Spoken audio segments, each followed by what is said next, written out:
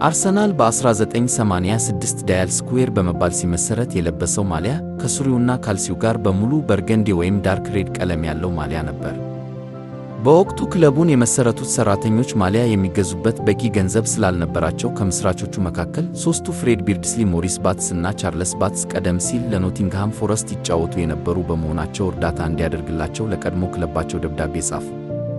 ኖቲንግሃም ፎረስት ለአዲሱ ክለብ መመስረቻ የሚሆን አንድ ሙሉ በርገንዲ ወይም ዳርክ ሬድ ማሊያ እና ኳስ በነፃ ላከላቸው። አርሰናልም ይህንን ስጦታ የመጀመሪያው ማሊያው አድርጎ መጠቀም ጀመረ።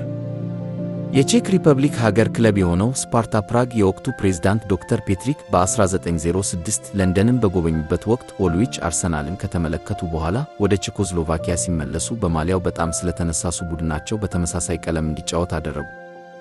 ዛሬ ድረስ ስፓርታ ፕራግ በተመሳሳይ በርገንዲ ወይም ዳርክ ሬድ ማሊያ መጫወቱን ቀጥሏል።